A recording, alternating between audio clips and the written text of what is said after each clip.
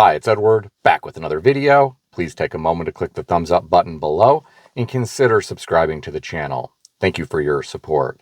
Today I'd like to talk about why you may want to think twice before becoming a nurse. How the nursing profession has changed. I decided to do a deep dive and look at a lot of commenters' thoughts on Reddit regarding the nursing profession. I'm going to share some of them with you today.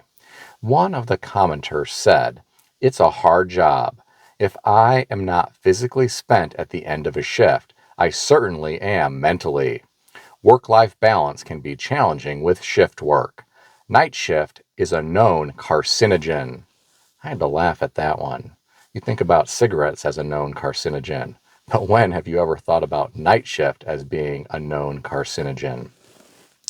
This person went on to say, if you have past traumas, you might be increasingly vulnerable to injuries or re-injuries, whether they be mental or physical. In my personal life, I don't want to socialize like I used to. I used to be so full of charisma, enthusiasm, and vigor.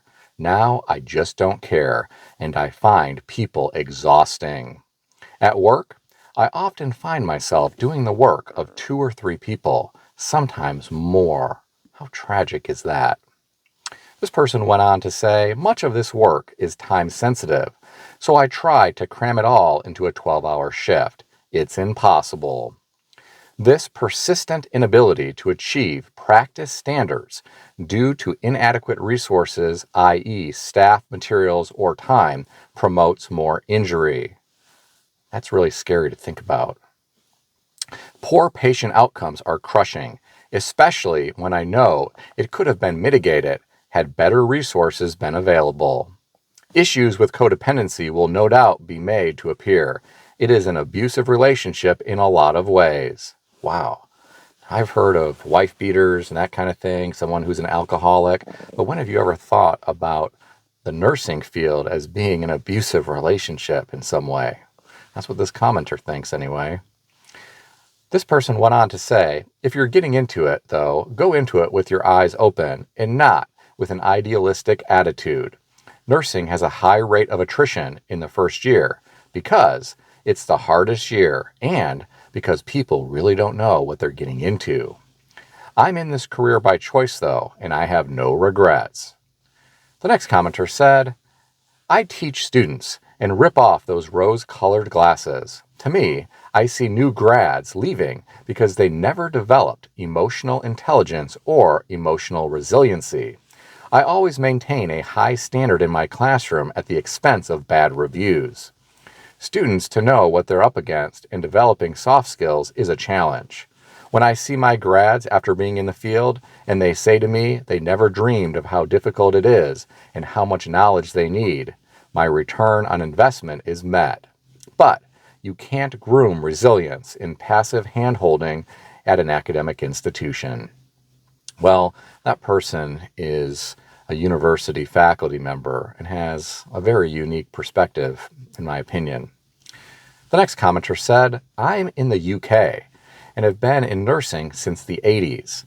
This is the worst I've seen. I've worked both in the private sector and for many years in the NHS, and this is by far the worst I've seen it.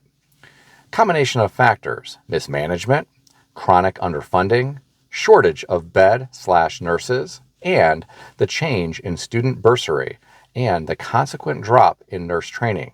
This has all led to the state it's in just now. Hospitals across my city are constantly in code black. I really don't know what the solution is, but I would honestly hesitate to recommend nursing as a profession now. I absolutely have loved my job and don't regret it for 1 minute. I work 2 8-hour shifts per week now, otherwise I'd be gone. This next commenter said, I'm in the ER at a small hospital. Saturday night was awful. Patients were screaming, calling us names. Then Sunday happened, and we had that plus multiple critical patients. I spent hours working on a critical patient just to be told I'm incompetent by a patient's husband. But we don't know what's going on. And then they had to wait. Our ER was full and EMS never stopped. I'm guessing that means they never stopped bringing in patients to the emergency room. The next commenter said, "It's only bad if you really care. Caring is what makes you want to be a nurse, but it also makes it hard on so many levels. Healthcare in this country is an expletive show, and being part of it almost feels gross. If you're one of those book smart types with the ability to turn it off at the end of the day, it's an okay gig. I love my patients. I hate the system. It's designed to keep them sick. Find little wins each day. The hand you held that was dying, the family member who needed a hug. Otherwise, you will hate it. I'm sorry I didn't pick dental hygiene." The next commenter said, "I have been a nurse for 20 years, and I like my job. Gotta find the right fit for you. So many options." Well, I believe that to be true. Maybe you are not a good fit for the ER. Maybe you'd work better in a doctor's office. Fortunately, there are a lot of options out there. The next commenter said, "I'm a new grad. Yes, it's bad. They throw 5 to 6 patients to you, and you just gotta survive, honestly." Another commenter said, "I am an LPN, lowest paid nurse, at a long-term care facility. We are constantly understaffed with full beds and a floor of up to 50 people with one nurse. My state doesn't have safety ratios, so they like to keep us with as little as staff as they can get away with.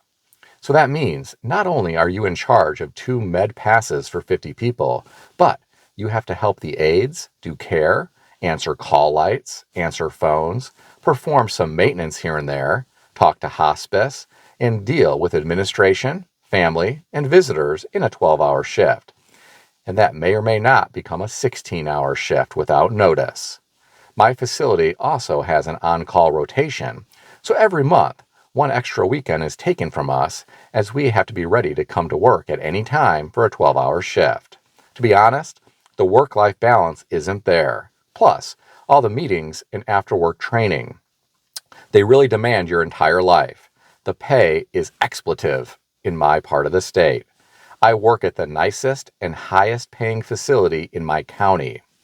Administration doesn't care how short-staffed we are as long as they get money."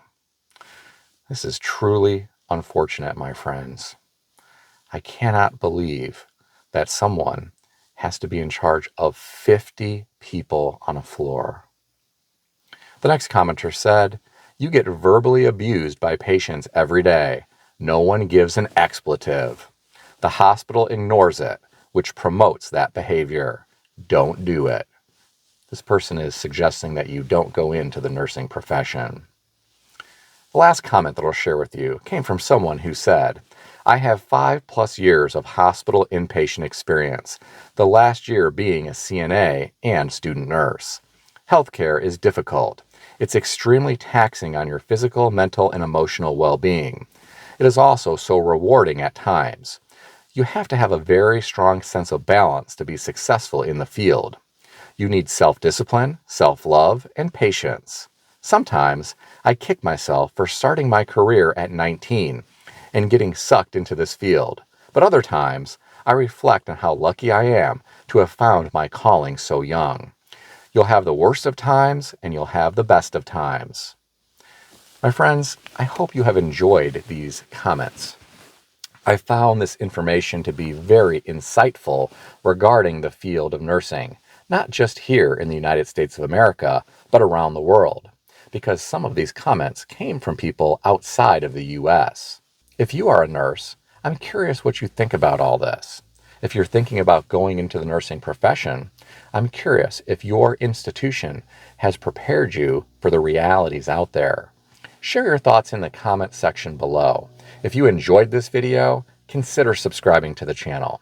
I want to extend a special thanks to everyone who has subscribed to this channel. I want to also thank all of my channel members.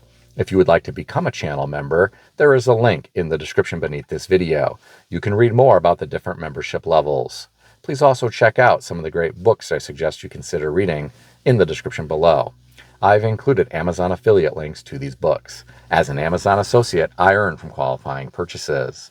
Stay healthy and wealthy. I'll see everyone in the next video.